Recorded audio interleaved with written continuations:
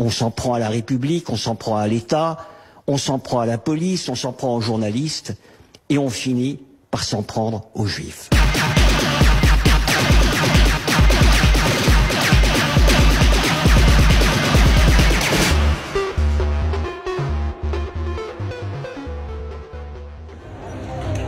Depuis le début du mouvement des Gilets jaunes, les violences sont inédites.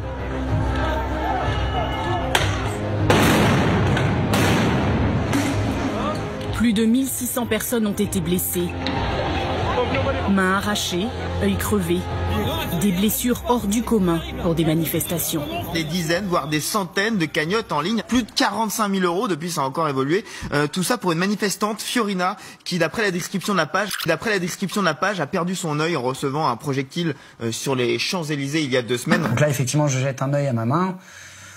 Et à la place de ma main, il y avait un moignon plein de sang, avec un os qui dépasse. Les grenades Gliev 4, il y a quand même 3 personnes qui ont perdu une main, au moins. Oui. Ça vous semble normal, vous? Oui. Pourquoi? Si on veut pas se faire arracher une main, on évite de la récupérer, la grenade. C'est l'intelligence, c'est tout. Donc pour vous, les gens ont perdu une main, c'est parce qu'il manquait d'intelligence? Exactement. Et à Paris, ces images de policiers violemment agressés. Il y a certains passages que vous montrez pas. Déjà d'une, j'aimerais poser la question, que faisaient 4 policiers face à plus de 200 gilets jaunes? Mis à part pour avoir des images un peu... Il me semble qu'ils étaient 3, hein, mais... On voit un des gendarmes ou un des policiers prendre une espèce de truc, le balancer dans les pieds des mecs et ça explose. Si c'était pas pour les énerver, ma foi, je sais pas pourquoi c'était. C'est trouvable sur Facebook.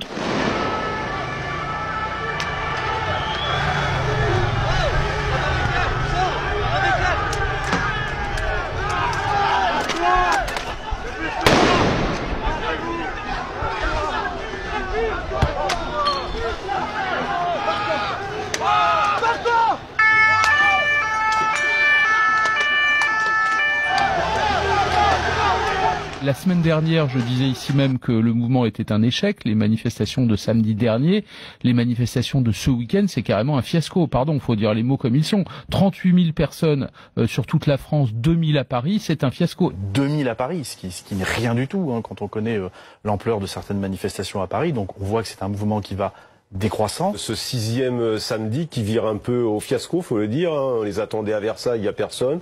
Ils sont une poignée sur les pentes de Montmartre, sans doute les derniers enragés. Et un fiasco doublé d'images absolument insupportables, de violences, tentatives de lynchage, propos antisémites. Des relents d'antisémitisme, présents aussi sur certaines banderoles.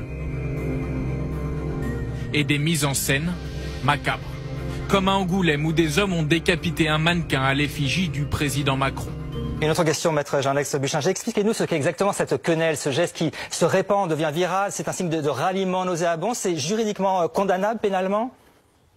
C'est pénalement condamnable. C'est effectivement nauséabond. C'est un signe qui se rapproche de la croix gammée, comme on le sait.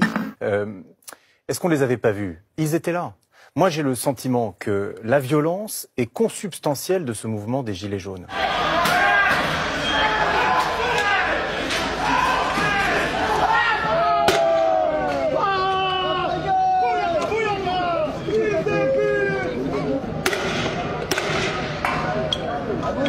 Ils m'ont dit ils voulaient nous tuer.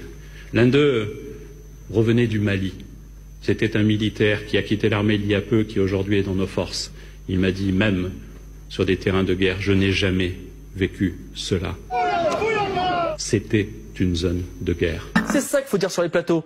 La lacrymo, ça fait pleurer que les policiers. Vous savez pourquoi ça fait pleurer que les flics? Parce que les flics n'ont même pas les protections pour se protéger contre la lacrymo. En face de vous, vous avez des personnes qui sont cagoulées, qui ont des protections face à eux. Ils nous ont piqué nos masques, nos lunettes et nos coques de nos casquettes. On nous a enlevé les casques, les lunettes, les petits masques pour respirer qu'on met au boulot. Et là, on est tous dans la gueule du loup, on est comme des cons. Et là, on va faire quoi maintenant? On va se laisser enculer?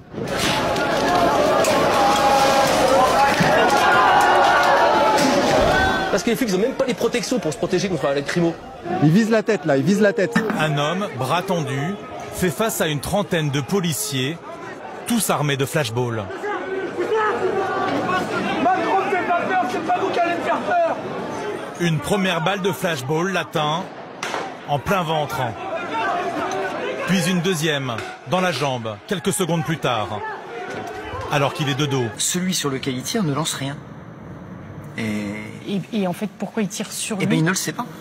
Il ne le sait pas parce que les capacités de réflexion et les capacités d'adaptation sont dépassées. Parce qu'il y a trop de monde, parce qu'il ne sait plus comment faire, et donc il en désigne un et il tire.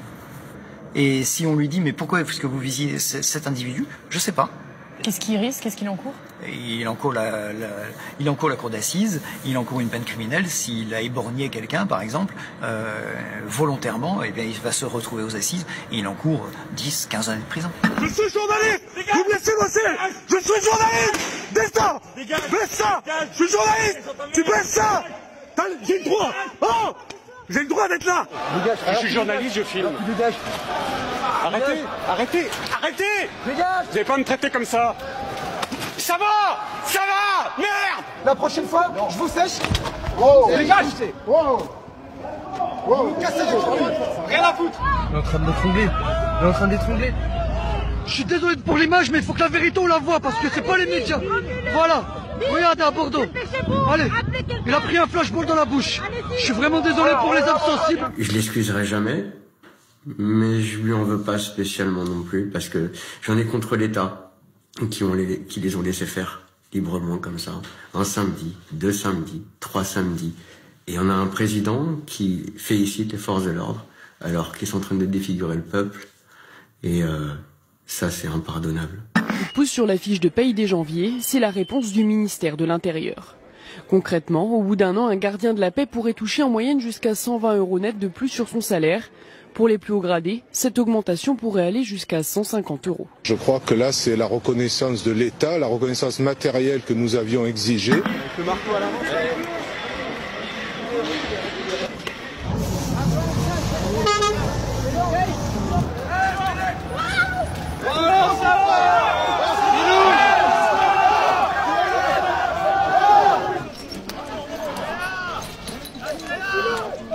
Je veux dire notre admiration pour le sang-froid et le professionnalisme des forces de l'ordre, qui pendant toute la journée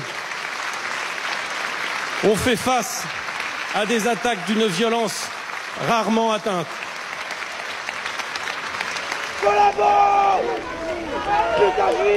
Mais c'est ça qu'il faut dire sur les plateaux. Déjà, vous voulez moins d'antisémitisme, arrêtez de faire passer tous ces connards comme BHL qui parlent au nom de tous les juifs français et du petit peuple français, d'accord? Je comprends pas très bien, Jérôme, ce que vous dites. Je voudrais juste comprendre là-dessus. Vous voulez dire qu'ils l'ont bien cherché? Quand tu vois la situation en France entre les gilets jaunes et Macron, on dirait pas un épisode claqué de Moi moche et méchant? C'est les mignons, ils sont énervés un peu, tu vois. Ah! Ah! Ah! J'évite des tirs de flashball. On comprend la douleur des gens, mais aussi on comprend que on n'a pas droit à tout. On va galérer. Les gens ne pensent qu'à eux, en fait, là. C'est vrai. Franchement, si j'avais le pouvoir, moi, je dépolluerais la planète. Les gilets jaunes, c'est du passé, monsieur. Vous êtes trop haineux, trop hargneux. À dégager. Je ne reviens pas en arrière. J'ai fait une énorme erreur. C'est l'erreur d'un homme qui a eu peur. Maintenant, je suis là. Je me suis trouvé affaibli. J'ai pas l'habitude, moi, de ça. Bien sûr. Moi, je suis juste un clown. On me dit, je t'aime bien, tu me fais rire ou tu me fais pas rire. Et du coup, je me suis dit, mais qu'est-ce que j'ai fait? Pourquoi je fais ça? On s'est eu. Je suis dans la banque du cœur. On a parlé de la somme qu'on allait donner. Je suis le premier. Je lui ai dit, bien sûr, Cyril. J'ai appelé ma femme. Merci, Cyril. Bien évidemment. Je vous comprends, j'ai fait ci, j'ai fait ça, j'ai fait ci, j'ai fait ça. Oui, madame. Aujourd'hui, il n'y a rien qui est fait. Sinon, on ne serait pas dans la rue si c'était fait. On ne serait pas tous là.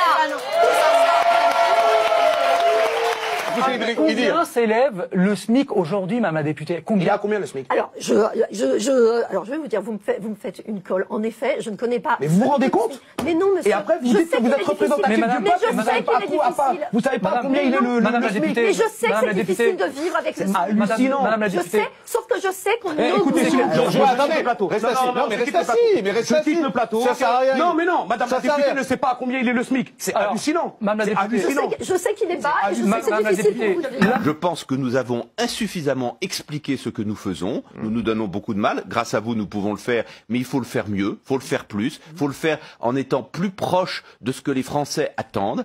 Et puis, il y a une deuxième erreur qui a été faite, et alors dont nous portons tous la responsabilité. Moi y compris, je ne me pose pas en censeur.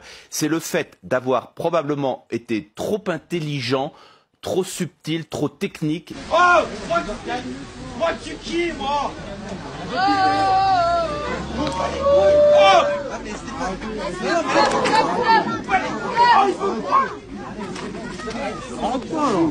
Le président français Emmanuel Macron vient d'arriver ce samedi à N'Djamena, la capitale tchadienne, pour partager un repas de Noël avec le millier de militaires français de la force Barkhane, basée dans le pays.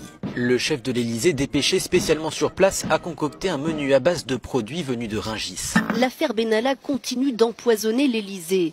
L'ancien conseiller de l'exécutif se serait reconverti dans les affaires avec le continent africain, muni de passeports diplomatiques. Il en aurait fait usage dans plusieurs pays d'Afrique ainsi qu'en Israël, selon Mediapart, qui cite des sources sécuritaires. La République En Marche vient d'envoyer son traditionnel guide pour aider ses 400 000 adhérents à défendre la politique du gouvernement pendant les festivités. Les explications en images. Se sachant attendu par sa famille, Jean-Charles révise minutieusement ses éléments de langage.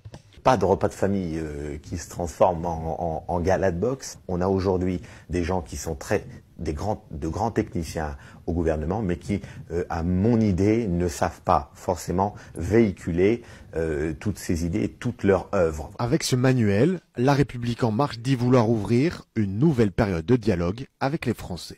Mon seul souci, c'est vous. Ces rires viennent clore le discours d'Emmanuel Macron. À Dole, ces gilets jaunes sont perplexes. L'allocution du chef de l'État leur donne le sentiment de ne pas avoir été entendus. On nous donne des miettes et ils croient qu'on est des moineaux qui réclament des miettes. Et puis le président a surtout, dans la sobriété de son allocution, fait ce mea culpa en revenant sur les erreurs commises, et notamment sur les retraités. Il a reconnu que c'était un effort trop important et qui n'était pas juste. Donc, il a fait, si j'ose dire, le boulot hier. En réalité, ce n'est pas une augmentation du salaire minimum, mais plusieurs mesures d'aide additionnées. Sur les 100 € annoncés, 80 concernent des augmentations de la prime d'activité déjà prévues mais avancées à janvier 2019 et 20 € de charges en moins, déjà supprimées cet automne. Dans les heures qui ont suivi, il y a 4 patrons qui ont annoncé qu'en effet, ils verseraient une prime parce que c'était très important. C'est Xavier Niel, Patrick Drahi, Stéphane Richard, et j'ai oublié le dernier, mais en tout cas, ces personnes-là, aujourd'hui, restent liées avec Emmanuel Macron au point de co-construire son discours et de créer des liens qui font qu'en effet, ils vont organiser ensemble une opération de communication qui va donner l'impression aux médias et donc aux Français qu'en effet, la parole d'Emmanuel Macron produit des effets magiques, alors qu'en effet, en fait, évidemment, tout ça est organisé en amont, qu'il a demandé ce service à ces patrons-là et que ces patrons le lui ont donné en distribuant en fait, en somme, ça va être quelques centaines de milliers d'euros chacun, c'est rien, quelques millions d'euros éventuellement, ce qui n'est rien par rapport au chiffre d'affaires. Pourquoi faire? Pour essayer de sauver le soldat Macron.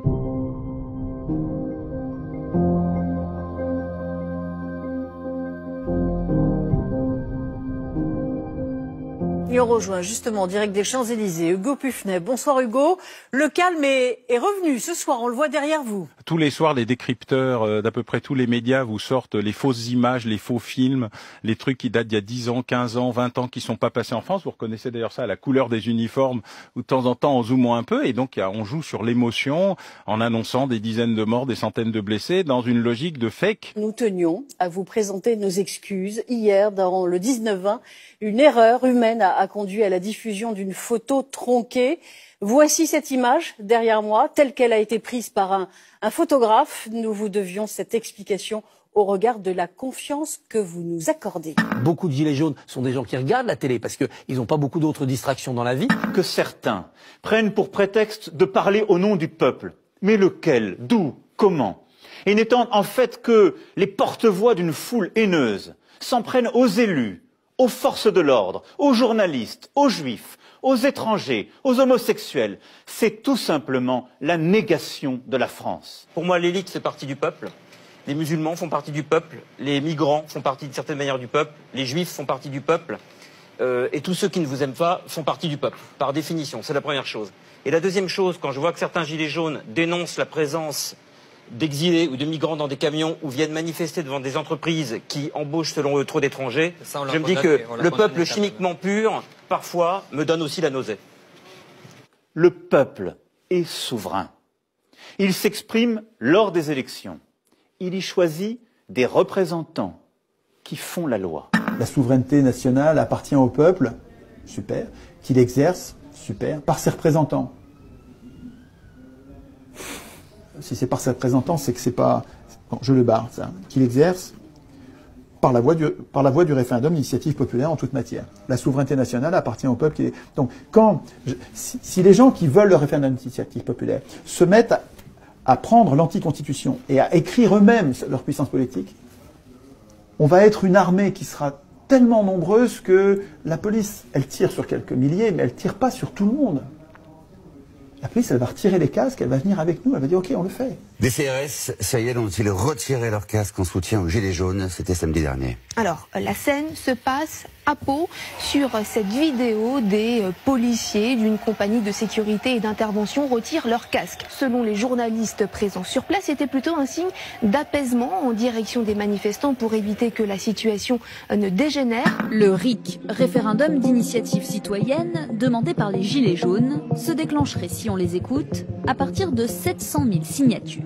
Le RIC proposerait à n'importe quel citoyen de soumettre un sujet au vote populaire, un dispositif inspiré des travaux sur la démocratie participative, un système largement différent des institutions actuelles. Je veux pas que demain, on puisse se réveiller avec la peine de mort dans notre pays parce que on aura eu un référendum d'initiative citoyenne. Moi, je crois aussi à la démocratie représentative. S'il s'agit de faire du peuple le souverain absolu, c'est-à-dire soumis à aucun contrôle, on sort d'une logique démocratique et on rentre dans une autre logique qui est plus despotique que démocratique. Dès qu'il est question d'un référendum populaire, Mussolini n'est pas loin.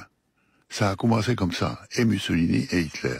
Dès que l'on fait appel au peuple, le peuple dirige vers la dictature tout un pays. Il faut se méfier de ça.